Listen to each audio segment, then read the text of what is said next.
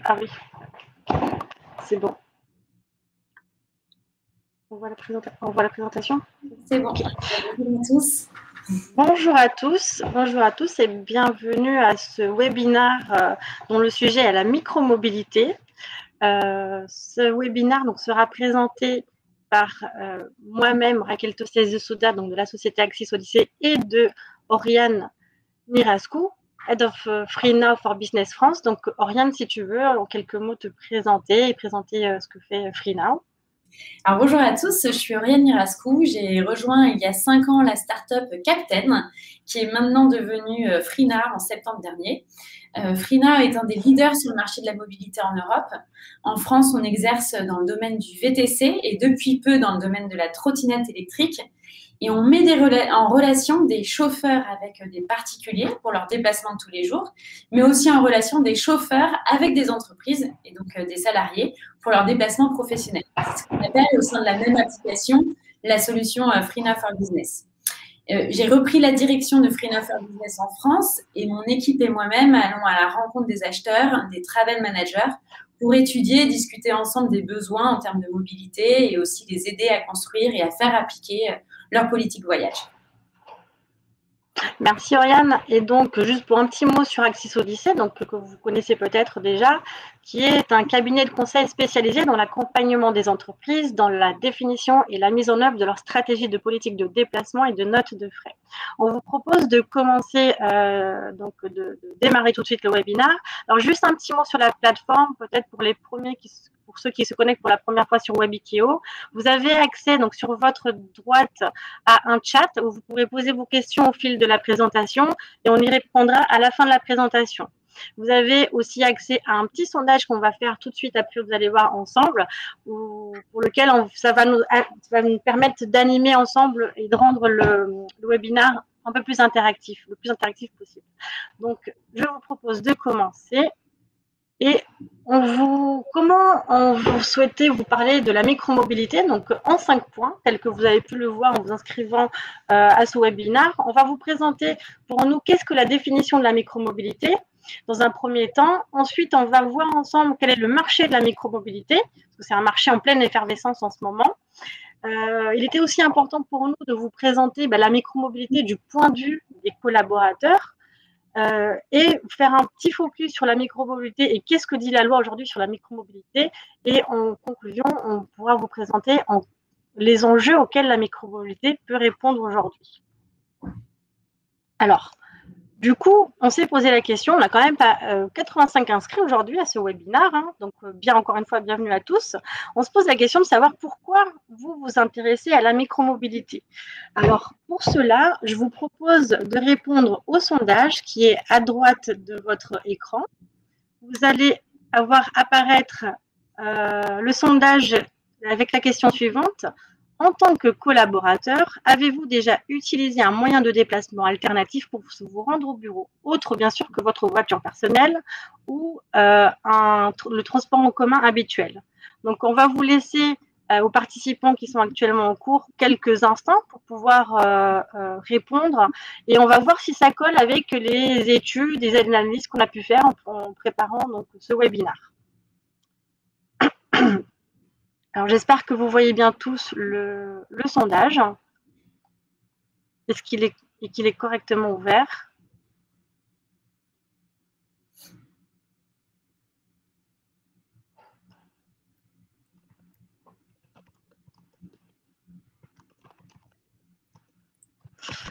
Donc, il est toujours en cours. Pour ceux qui ont déjà répondu, je vais vous proposer donc aussi également un autre sondage qui va nous permettre toujours de comparer avec les études et les analyses qu'on a pu faire en préparant ce webinaire. Et la question est la suivante. Est-ce que la micromobilité est traitée par la politique de déplacement de votre entreprise? Donc, les sondages sont en cours. J'aimerais...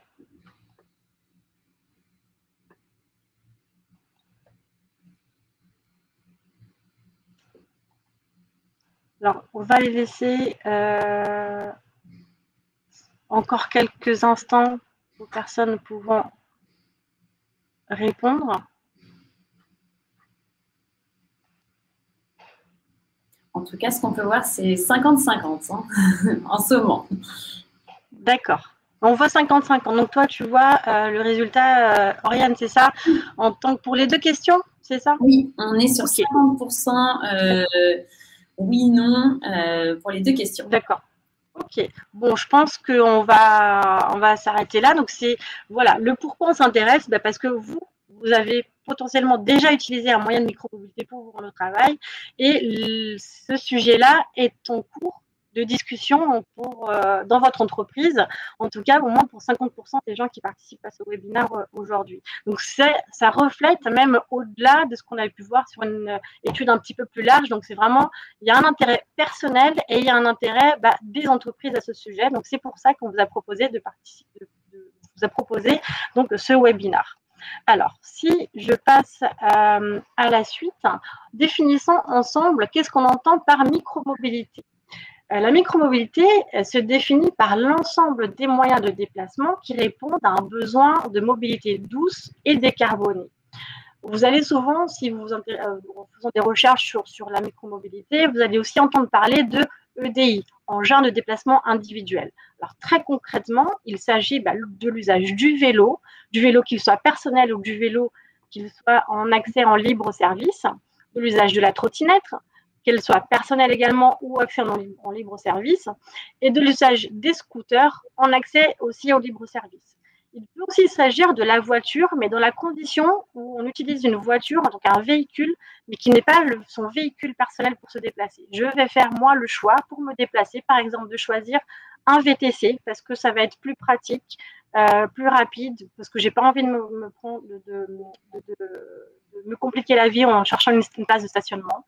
Ça peut être aussi le choix de prendre une voiture en free floating, donc en location, tout comme les vélos ou les trottinettes, il existe une flotte de voitures qui est accessible comme ça à la location pour l'heure, pour la demi-journée, pour une journée, ou l'utilisation de la voiture en tant que covoiturage. Donc, ce qui définit aussi la micromobilité, c'est le fait qu'on va se déplacer sur une courte moyenne distance d'environ 10 km. Et en tout cas, dans le voyage d'affaires, on l'a définit très souvent on va dire que ça correspond au premier et au dernier kilomètre du déplacement du collaborateur. Voyons ensemble très concrètement comment elle s'inscrit dans nos déplacements professionnels, la micromobilité. Alors, la micromobilité et le déplacement professionnel, on va dire que le déplacement professionnel ici, il se caractérise aussi bien par un déplacement domicile-travail qu'un trajet qui amène un collaborateur à se déplacer pour un rendez-vous client. On va vous raconter l'histoire de Benoît. Benoît, c'est un de mes meilleurs amis, véridique. Hein. C'est pour ça que c'est des sujets qui nous parlent tous un petit peu aujourd'hui. On connaît tous un Benoît. Benoît, il habite dans Paris intramuros et il travaille en petite couronne. Et il n'a pas de voiture personnelle. Benoît, pour se déplacer à son bureau, depuis les grèves des transports de décembre 2019, il a choisi le vélo. En fait, il s'est rendu compte que faire 10 km en vélo pour se rendre sur le travail, c'est tout à fait faisable. C'est peut-être quelque chose qu'on avait perdu, on ne faisait pas ou plus, on se disait que ce n'était pas possible. Et aujourd'hui, c'est quelque chose qui est complètement inscrit dans son quotidien. Benoît, il est commercial et il doit se rendre à un rendez-vous client à Lyon la semaine prochaine. Comment il va faire pour se déplacer, pour se rendre à ce rendez-vous? Benoît, qui habite donc Paris intramuros, va prendre un vélo en free floating pour accéder à la gare de Lyon. En free floating, et pas son vélo personnel. Pourquoi? Parce qu'il sait qu'en free floating, il peut la garer dans un endroit spécifique et sécurisé. Et s'il y a en cas de vandalisme, ce ne sera pas son vélo. Donc, il choisit de prendre un vélo en free floating. Il arrive à Gare de Lyon, il prend son TGV. Il va travailler un peu dans son TGV et à quelques minutes de l'arrivée de Lyon, Lyon c'est une ville qu'il ne connaît pas, en tout cas qu'il n'est pas familier. Il sait que pour arriver au bureau de son client, c'est à peu près 10 km. C'est pas très loin de la gare, mais la ville, il ne la connaît pas, il ne sait pas comment s'y rendre. Pour un choix qui soit très confortable pour lui, qu'est-ce qu'il va faire? Il va commander un VTC. Un VTC qu'il va prendre à la sortie de la gare et le conduire directement au siège, en tout cas à l'adresse de son rendez-vous. Donc lui, c'est un confort, c'est un gain de confort dans son trajet en faisant ce choix-là. Donc, et on sur son trajet retour, il va faire la même chose. Il va prendre un VTC, prendre son TGV, reprendre son vélo et rentrer chez lui. Et on voit dans ce petit exemple-là qu'en fait, Benoît, il aura utilisé 3 moyens de transport terrestre différents. Le vélo, le TGV, un VTC. Et on peut conclure par ce petit exemple en tout cas, que la micromobilité, c'est vraiment c'est une mobilité qui est intermodale. Elle vient en complément de ce qui existe déjà et pas en remplacement dans le bénéfice, donc dans l'objectif d'apporter un bénéfice et du confort aux usagers. Voyons maintenant ensemble, on va vous proposer de voir en fait quelles sont les raisons qui ont favorisé l'engouement pour ces nouveaux modes de déplacement. Donc, on va vous présenter un petit peu pour cela le marché de la micromobilité. Donc, les raisons qui ont favorisé cet engouement, c'est l'offre qui s'est largement enrichie depuis quelques années grâce à l'apparition de multiples acteurs sur le marché de la mobilité urbaine. Donc, cette offre, il faut aussi le savoir, elle est disponible dans toutes les grandes villes de France. Donc, je pense très souvent à Paris quand on va parler de ça, mais à savoir que toutes ces offres-là, tous ces différents types de mobilité douce, elles sont aussi bien existent à Marseille, à Bordeaux, à Lyon, à Lille, à Toulouse, à Nantes, et elles vont parler donc à tous les urbains, toutes les gens qui vivent en ville et en périphérie périurbaine de France. Donc aujourd'hui, en plus des VTC qui sont un peu les VTC et les taxis qui sont un peu les pionniers, donc si on fait la genèse, les pionniers de cette offre de mobilité, on a vu apparaître des nouveaux fournisseurs comme tout ce qui est fournisseur de location de vélo en libre service.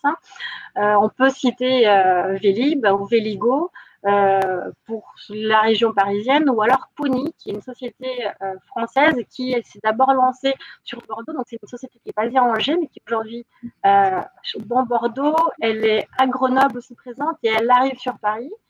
On a les sociétés donc, de location de libre-service de scooters, donc City Scoot, pour ne citer que, et aussi tous les fournisseurs donc, de location en libre-service de trottinettes, Lime, Dot, Tiers, et j'en passe, parce que je pense que là, les fournisseurs de trottinettes, il y en a plus d'une dizaine en France et en Europe. Et donc, on vous disait aussi que la voiture pouvait être considérée comme un moyen de mobilité douce dès lors qu'on fait un usage, dès lors qu'on prend une voiture qui n'est pas la sienne et qu'on va, par exemple, prendre un VTC qui va être un véhicule hybride ou 100% électrique, parce que de plus en plus, l'offre des VTC va se tourner vers cette proposition d'offrir aux clients des véhicules dont l'empreinte carbone va être très fortement réduite, parce que ça va être des véhicules électriques. Donc, on constate qu'on a une espèce de jungle d'offres. Ça a été le cas depuis 2 ou 3 ans. On a pu le constater, donc, la jungle de l'offre de trottinettes dans nos villes. Mais aujourd'hui, le marché de la micromobilité se régule, il se consolide.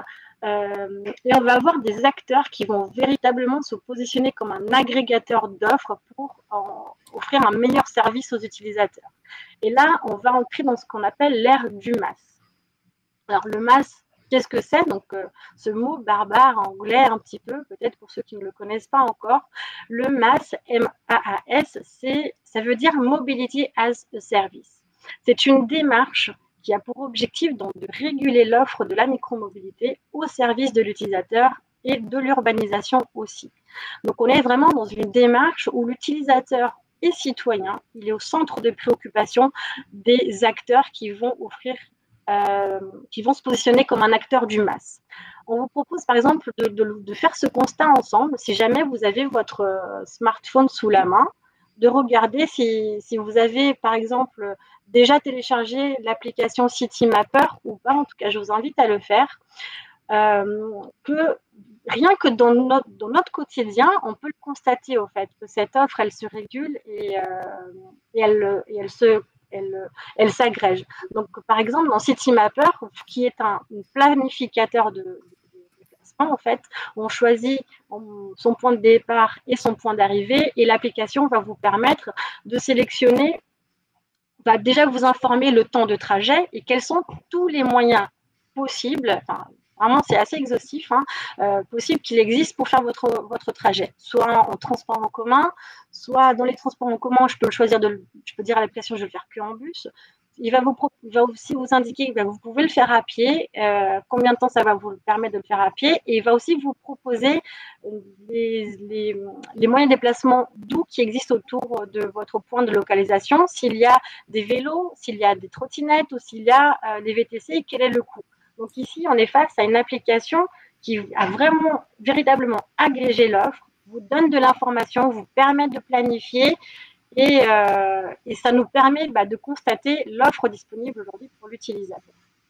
Vous avez donc ça, c'est vous pouvez aussi constater que l'offre s'agrège et le marché devient de plus en plus structuré. Par exemple, aujourd'hui, sur vos applications de VTC, si vous avez ça dans votre smartphone aussi, vous pouvez aller le constater par vous-même, que ce soit votre application Freena ou l'application Uber, pour ne citer que les deux grands acteurs de l'offre VTC sur notre marché.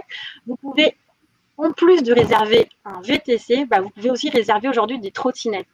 Il va, comme un VTC, comme l'application VTC, il va vous géolocaliser et vous indiquer les trottinettes qui sont à proximité, que vous pouvez réserver via l'application et payer via l'application également. Donc, on constate que l'ensemble de l'offre, comme je vous ai dit, elle se structure, elle s'agrège pour offrir toujours un meilleur service aux usagers. Et donc, hier, où chacun des fournisseurs, donc fournisseurs de Vélib, fournisseurs de trottinettes, fournisseurs de VTC, on ne pouvait réserver que via leur propre application. Je vais m'exprimer un peu mieux, pardon. Pour réserver une trottinette, je devais avoir accès à mon application tiers, par exemple. Aujourd'hui, sur une seule même application, vous allez pouvoir réserver plusieurs services. Donc, c'est quelque chose qui est en train de se construire. Elle se construit et du coup, aujourd'hui, les acteurs ils vont se positionner comme agrégateurs d'offres. On a parlé des VTC aujourd'hui, qui, eux, sont les acteurs qui sont présents dans la genèse de la micromobilité. Ils vont prendre le tournant et se positionner comme un fournisseur, comme agrégateurs, et ils auront l'ambition d'apporter toujours plus de services à l'utilisateur. Raquel, je te coupe. Oui, vas-y. Est-ce que tu peux défiler le slide? Excusez-moi, j'ai pas défilé les slides. Hop. Tu fais bien de me couper. Je voulais pas te couper. Non, mais tu fais bien. Excusez-moi. Alors, je défile. La dernière. Souhaitez-vous reprendre la dernière page diffusée? Oui, d'accord. Alors, si j'avance.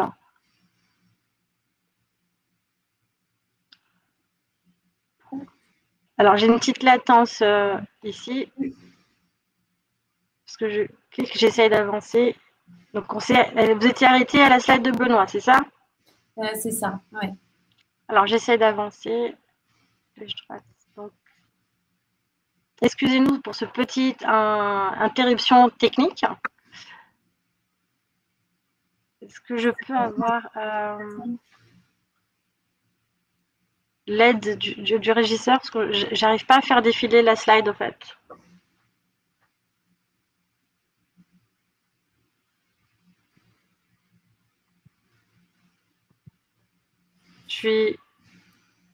Je suis bloquée.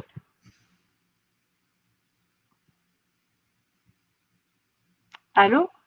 Oui, et si tu utilises le menu du bas pour sélectionner le bon slide avec les flèches, normalement.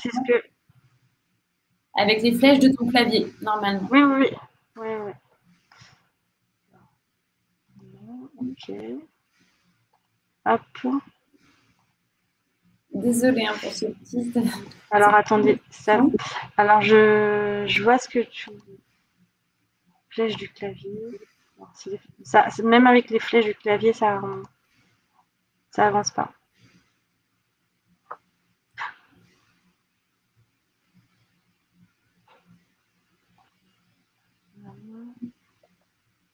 Sinon, Ryan, toi, tu peux essayer de le faire avancer. Moi, chez moi, ça bloque. Et si tu partages ton écran, parce que moi, je n'ai pas les slides. Tu les as dans la salle, en fait. Attendez.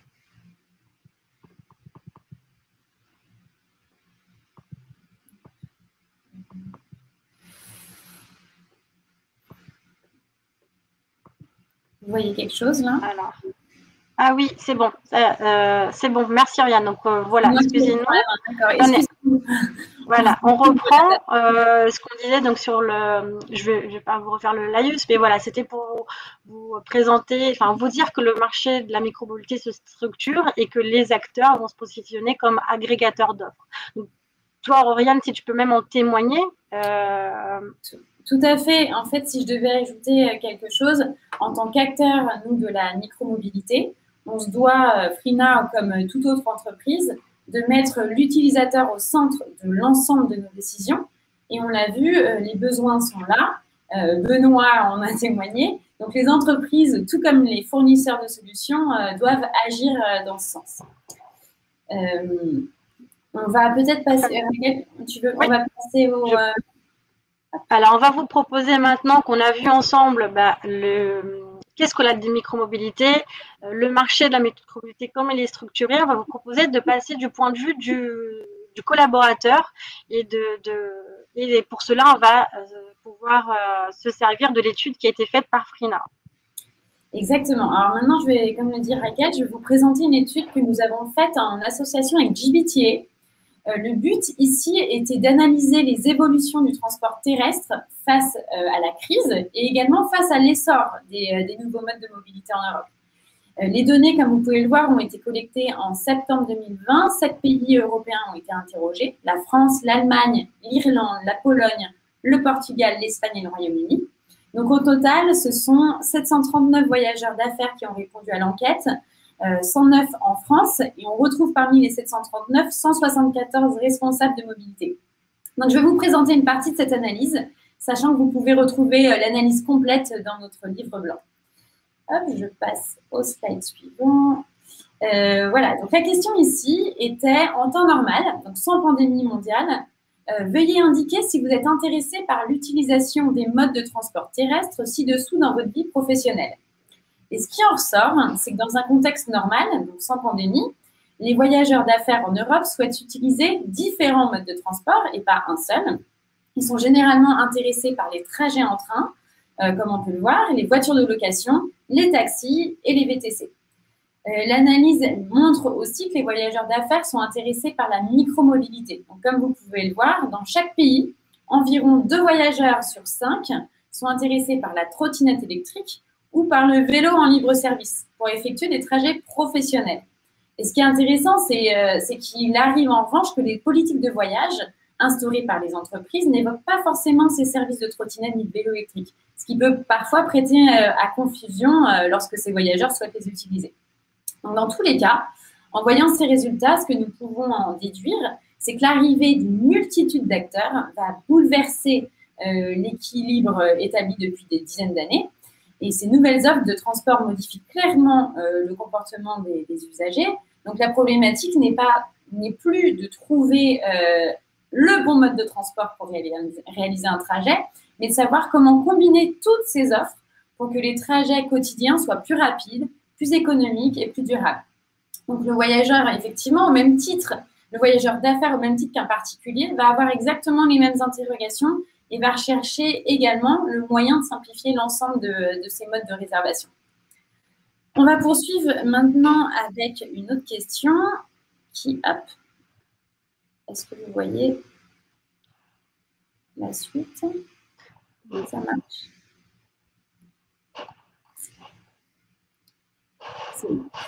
Donc, quel mode de transport terrestre les voyageurs d'affaires ont-ils utilisé au cours de leur dernier déplacement professionnel? Donc, outre le fait qu'on constate qu'ils utilisent différents modes de transport, si on s'attarde sur le dernier utilisé, on remarque qu'ils sont nombreux à avoir utilisé le train, les taxis traditionnels, les voitures de location et les transports en commun. On peut également voir à travers ces réponses un certain attrait pour l'autopartage, qui pourrait peut-être être une alternative à la voiture de location. On le voit ici, plus d'un tiers des voyageurs d'affaires dans chacun des 7 pays a utilisé une voiture de location lors de son dernier trajet professionnel. Mais lorsqu'on loue une voiture de location, sur plusieurs jours par exemple, parfois on va prendre un autre moyen de transport dans la journée. Pour X ou Y raison, je veux prendre un vélo car mon rendez-vous se trouve à 2 pas, prendre le métro pour être plus rapide ou pour toute autre raison, bref. Et la voiture de location qu'on a louée pendant quelques jours va rester parfois au parking. Est-ce qu'on ne peut pas imaginer que cette même personne puisse à l'inverse louer une voiture à l'heure, donc ce qu'on appelle ici l'autopartage, et se tourner vers d'autres modes de transport de temps en temps pendant ce même déplacement professionnel. Donc l'autopartage lui permettrait alors de louer une voiture à l'heure près et du coup faire des économies lorsqu'il veut louer une voiture qu'à un certain moment précis de la journée. Donc on l'a vu, il y a une multitude de transports utilisés par les voyageurs d'affaires. Maintenant, ce qui est intéressant de voir, c'est le point de vue des travel managers. Donc, hop, je pense. Le point de vue des travel managers, donc je vais vous présenter ce graphe qui va nous dire si les règles de voyage des entreprises autorisent l'ensemble de ces transports terrestres utilisés par les voyageurs d'affaires. Ce qu'on voit, et il y a plusieurs aspects importants, c'est qu'il y a clairement déjà un décalage entre les besoins exprimés par les voyageurs d'affaires que nous avons vus juste avant et les règles de voyage mises en place au sein des entreprises. On voit que les entreprises couvrent de nombreux moyens de transport, c'est un fait, mais ça ne signifie pas nécessairement qu'elles les autorisent au sein de l'entreprise pour autant. Effectivement, il y a de nombreuses règles qui vont restreindre certains modes de transport qu'à des cas très spécifiques. On peut prendre l'exemple des voitures haut de gamme que vous voyez, ou les trottinettes électriques. Celles-ci sont très peu autorisées au sein des règles de voyage, ce qui est finalement assez contradictoire. On constate à l'inverse qu'en Europe, les politiques de voyage autorisent généralement les voitures de location. D'ailleurs, les gestionnaires de mobilité sont à 69%, enfin déclarent à 69% qu'ils les autorisaient toujours. Et ce qu'on voit aussi à travers cette analyse, c'est que les VTC sont vus d'un meilleur œil en Europe. Et ça n'a pas toujours été le cas. Il y a plusieurs années, les VTC étaient considérés comme un effet de mode. Je me souviens moi-même, lorsque je présentais notre solution VTC au travel manager que je rencontrais, le VTC en lui-même était encore peu reconnu, peu y croyait. Pour certains, c'était inenvisageable d'intégrer les VTC dans une politique voyage, pensant que ce n'était pas du tout utilisé par les voyageurs d'affaires. Mais parce que les voyageurs ont commencé à inclure le VTC dans leur vie personnelle, pour plein de raisons, parce que c'est moins cher qu'un taxi, par exemple, ou parce que c'est plus facile et rapide en termes de fonctionnement, ça a amené les travel managers à changer d'avis sur le sujet et à inclure les VTC dans la politique voyage dorénavant. D'ailleurs, on peut le voir, ils sont 49% à l'inclure systématiquement aujourd'hui et 20% souvent. Du coup, est-ce qu'on ne pourrait pas faire le même parallèle avec, par exemple, les trottinettes qui sont utilisées par nos voyageurs, mais qui sont à 75% jamais autorisées dans les politiques voyage? C'était le cas du VTC il y a quelques années, très rarement intégré et aujourd'hui systématiquement pratiquement. On pourrait tout à fait imaginer que le chiffre concernant les trottinettes sera amené à évoluer également par la suite. Ce qu'on peut constater peut-être, c'est que la méconnaissance du marché, c'est un des faits, enfin, une des raisons pour lesquelles la micromobilité n'est pas incluse dans les politiques voyage, en fait. Donc, comme tu as pu le dire, hein, tout comme le VTC, initialement méconnu, le marché méconnu, ça a été d'abord utilisé de façon personnelle et ça en est venu au niveau professionnel. Comme tu l'as dit, on va peut-être imaginer, en tout cas voir la même progression pour tout ce qui est mobilité douce, trottinette, vélo, qui va potentiellement être intégré dans les politiques voyage dans le futur. Et donc, on voit pas, enfin, c'est un peu le sens de l'histoire. Hein. Voilà, c'est un peu le sens de l'histoire. Maintenant, hop, je passe. Ça marche, je sais pas. Non, ça fait comme. Oui, ça y est, j'ai l'impression. Bon. Donc là, à travers ce slide, donc une partie de ce sondage repose sur l'impact du coronavirus. Donc, on est en plein dedans. La question posée ici était: le coronavirus entraînera-t-il des changements dans les politiques du voyage? Et là, on voit que la moitié des travel managers en Europe affirment que leur entreprise a modifié ses règles. suite à la pandémie. Donc, ce qu'on peut constater d'étonnant, c'est que certains changements sont attendus, mais d'autres le sont beaucoup moins. Parmi les changements attendus, près de 3 travel managers sur 5 affirment que leur entreprise sera moins susceptible d'autoriser ou d'encourager l'utilisation des transports en commun pour éviter justement la proximité avec la population. Et par ailleurs, plus d'un tiers des entreprises sont davantage susceptibles d'autoriser ou d'encourager la location de voitures, ce qui est plutôt cohérent finalement. En revanche, parmi les changements les plus surprenants, on constate déjà que plus d'un quart des entreprises sont davantage susceptibles d'autoriser ou d'encourager l'utilisation des taxis traditionnels en raison de la pandémie. Et ce qui est assez étonnant, car à l'inverse des plateformes VTC, les taxis traditionnels ne tiennent pas forcément d'engagement en termes de sécurité et d'hygiène à bord du véhicule. Autre chose, on voit que certaines politiques voyage sont moins susceptibles d'autoriser l'autopartage qu'avant la pandémie et aussi la micromobilité. Et cette décision est surprenante parce que ces modes de transport favorisent l'éloignement physique en permettant aux collaborateurs de voyager seuls et d'éviter du coup les interactions avec un chauffeur ou d'autres personnes. Donc on pourrait croire qu'à l'inverse, ça aurait dû augmenter. Eh bien non. Pour conclure sur cette partie liée à la pandémie, certes, donc on l'a vu, il y a des règles, mais le coronavirus va clairement faire bouger les choses et ça peut pousser parfois du coup à un changement inattendu. Je passe à la dernière question pour conclure cette analyse. Donc ici sont présentés les critères de choix des travel managers dans leur programme de transport terrestre.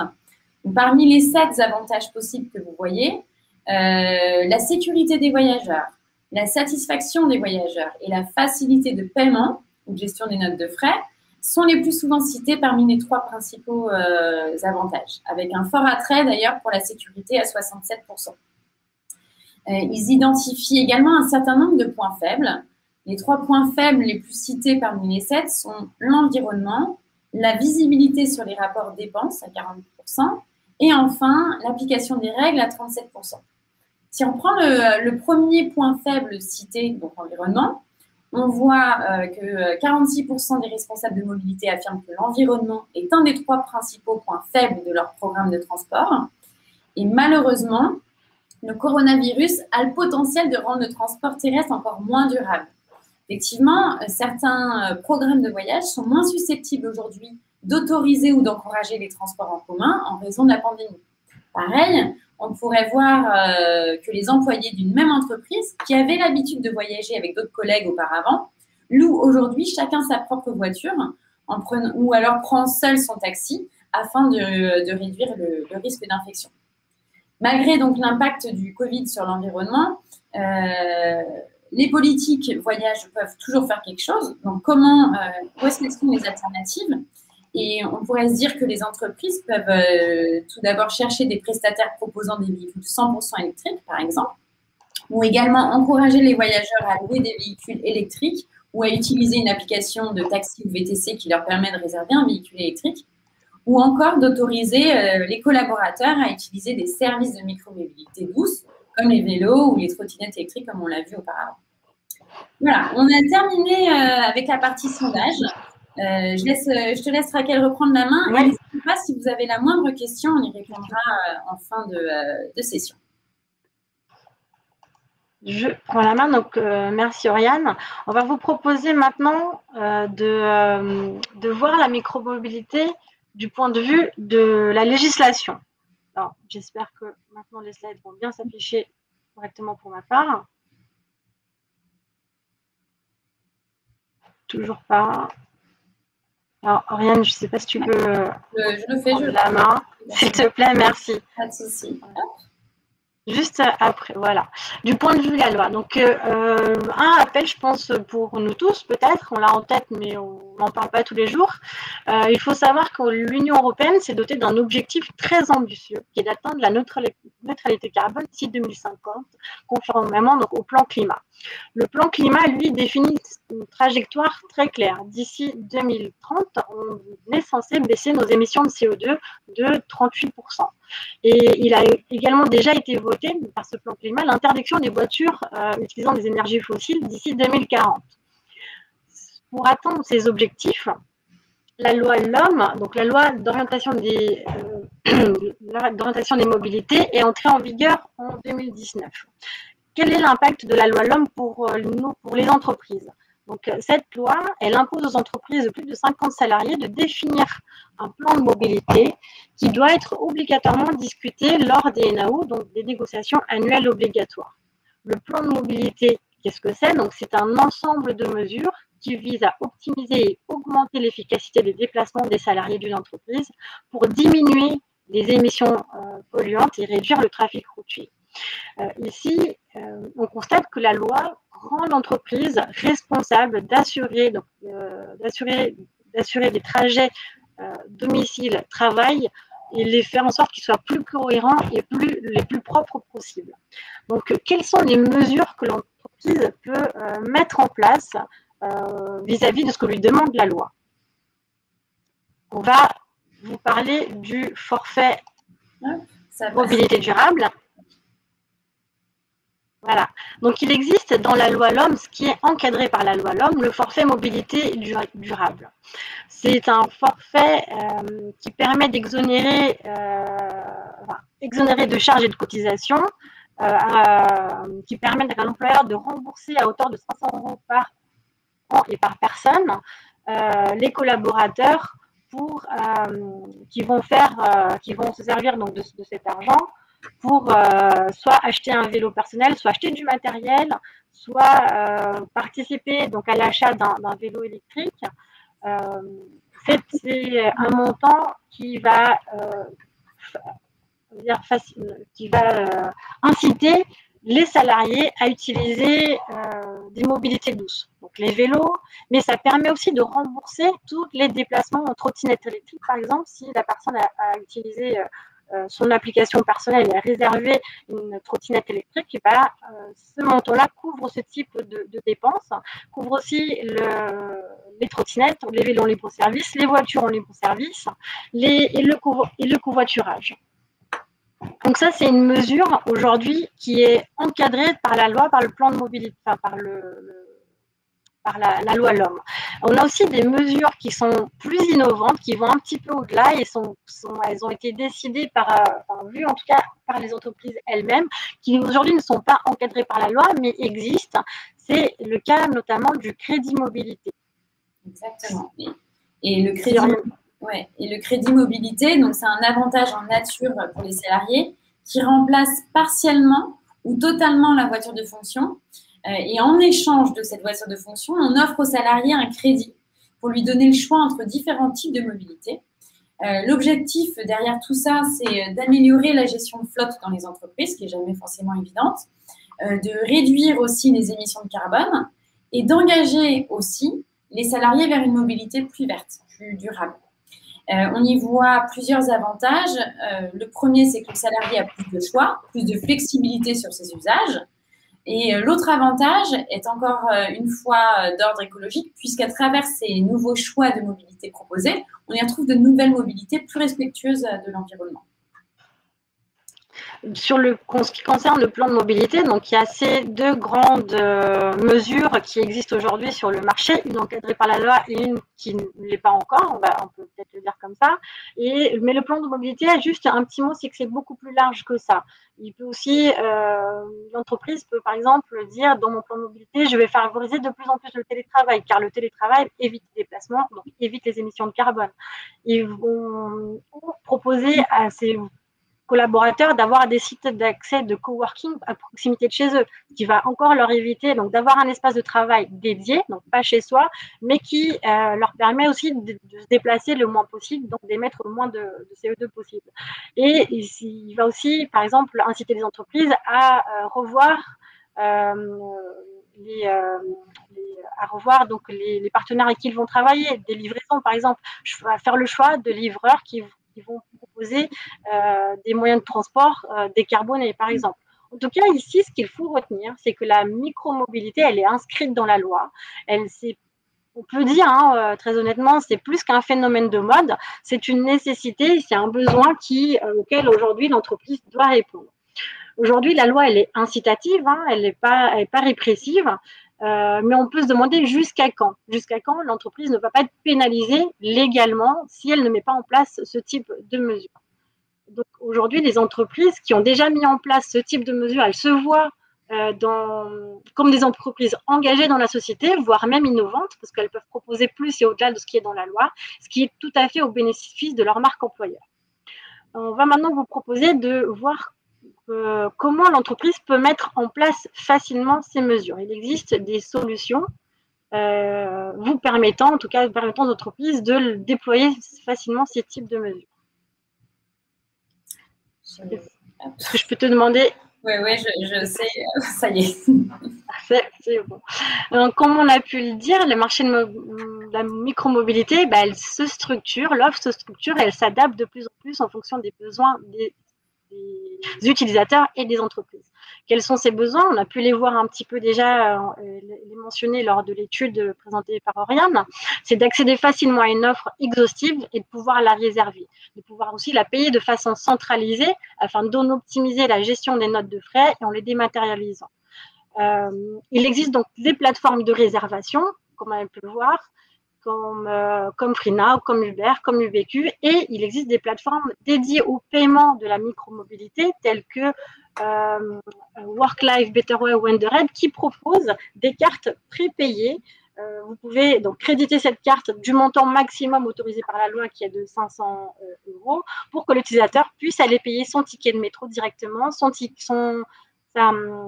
trottinette électrique ou la location de son vélo, et ce qui va permettre donc un gain de temps dans la gestion des équipes RH qui pour récolter les informations, le suivi des dépenses, les notes de frais qui vont être dématérialisées.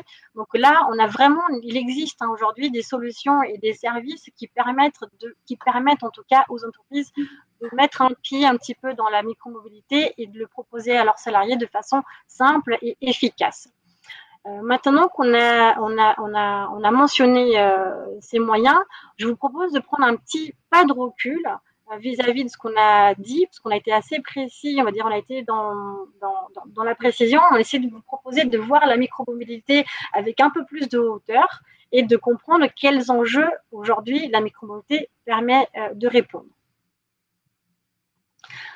On va constater, si on fait ensemble un petit peu l'exercice de faire la somme des avantages que l'on peut attribuer à la micromobilité. Par exemple, la micromobilité participe à la réduction de la pollution atmosphérique. Elle participe à la réduction de la pollution sonore de nos villes. Elle favorise le décongestionnement des routes et c'est vu comme un réel confort par l'utilisateur parce que pour certains, ça va être un gain de temps sur le trajet. Parfois, on va mettre 1 heure en métro et on va mettre un petit peu moins en vélo et surtout, on ne va pas être bloqué par des problématiques de grève de grève ou d'avarie de service dans nos transports en commun.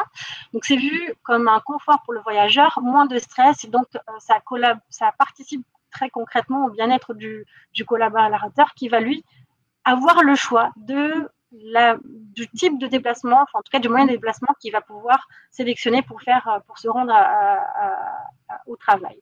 On se rend compte donc, que la micromobilité, elle répond à 2 enjeux principaux qui sont les enjeux environnementaux et les enjeux de bien-être du collaborateur qui sont 2 grands piliers d'une politique RSE. Donc, si vous posez la question de savoir par quel bout je peux mettre en place une politique RSE, en vous intéressant à la micromobilité et les moyens qu'il existe, aujourd'hui, vous sachez que ça permet de répondre à une partie des enjeux d'une politique RSE.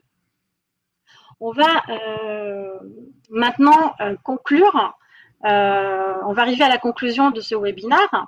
Maintenant qu'on a pu voir qu'il y a un intérêt des collaborateurs, d'un côté, un fort intérêt des collaborateurs. Il y a la loi qui intervient dans la micromobilité, qui impose, à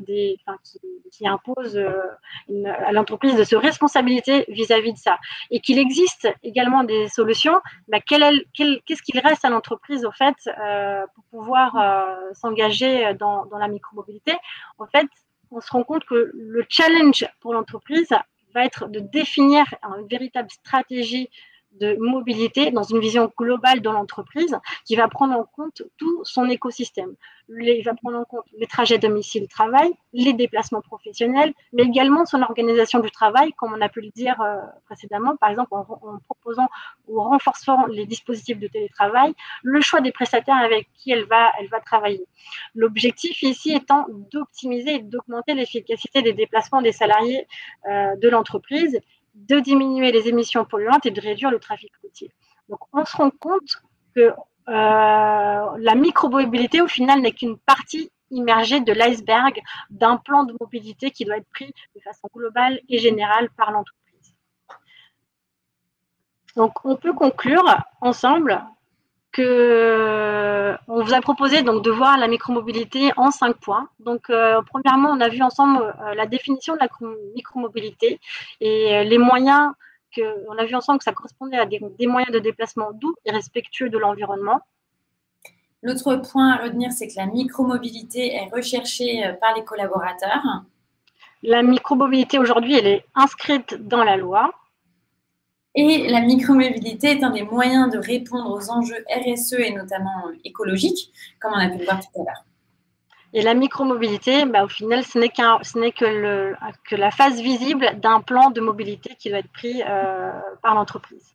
Donc, on vous remercie de nous avoir écoutés, d'avoir été patient avec nous, les petites problématiques techniques, mais qui ont pu être résolues très rapidement. On va pouvoir passer maintenant aux questions. Voir vos questions, c'est ça, et répondre à vos questions si vous en avez. Alors qu'est-ce qu'on a? Je n'ai pas encore de questions, n'hésitez pas. Ouais. On n'a pas plus de questions que ça en ce moment, donc peut-être que ça veut dire que ça a été clair. En tout cas, j'espère que ça a été clair pour vous, que vous avez trouvé ce que vous attendiez à ce webinaire.